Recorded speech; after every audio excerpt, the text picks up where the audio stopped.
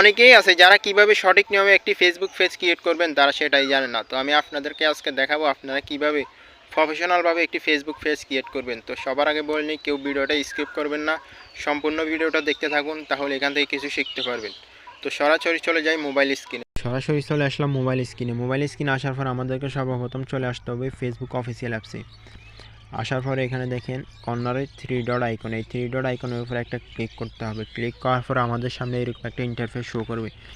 Show করার পরে এখানে দেখেন ফেজ, এই ফেজের উপরে একটা ক্লিক করতে হবে। ক্লিক করার পর আমাদেরকে দেখেন এখানে দেখাবে আমরা কয়টা ফেজ ক্রিয়েট করছি, কয়টা ফেজ ডিলিট করছি, সব কিন্তু এখানে দেখাবে। আমাদেরকে অনেকেই জিজ্ঞাসা করেন, ভাই একটা ফেসবুক আইডি দিয়ে কয়টা ফেজ ক্রিয়েট করতে পারবো। আমি বলবো ভাই, আপনি চাইলে অনেকগুলো ফেজ ক্রিয়েট করতে পারবেন, এর কোনো সীমা সংখ্যা নেই।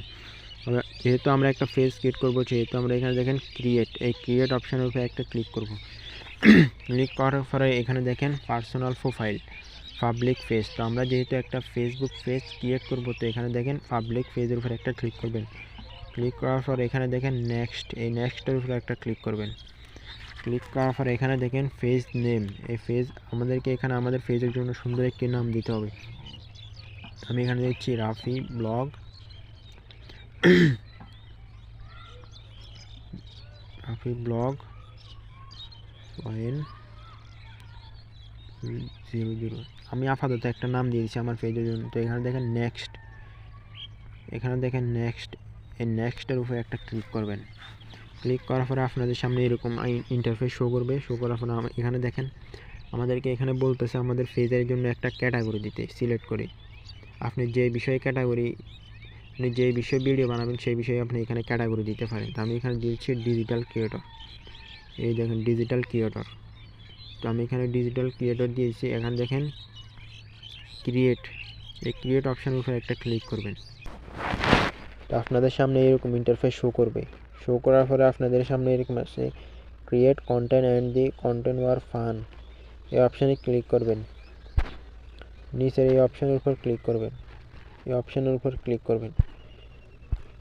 ক্লিক করার পরে আপনাদের সামনে এরকম ইন্টারফেস শো করবে। শো করার পরে আপনারা এখানে চাইলে এগুলো দিতে পারেন, না দিলেও কোনো সমস্যা নেই। তো আমি যেহেতু দেওয়ার প্রয়োজন নেই, তাই আমি এখানে কিছুই দেবো না। তো এখানে নেক্সটের উপরে একটা ক্লিক করবেন। ক্লিক করার পর আপনাদের সামনে এরকম ইন্টারফেস শো করবে। শো করার পরে আপনাদেরকে নেক্সটের উপরে আরেকটা ক্লিক করতে হবে। এই নেক্সটের উপরে আরেকটা ক্লিক করতে হবে। এই নেক্সটে ক্লিক করার পরে আপনারা চাইলে আপনাদের 1000 বন্ধুকে আপনাদের পেজের লিঙ্কটা পাঠাতে পারেন, আপনাদের পেজের ইনভাইটটা পাঠাতে পারেন, চাইলে তারা এখান থেকে অ্যাকসেপ্ট করতে পারে। তো আমার যেহেতু দরকার না, আমি এখান থেকে বেরিয়ে যাব।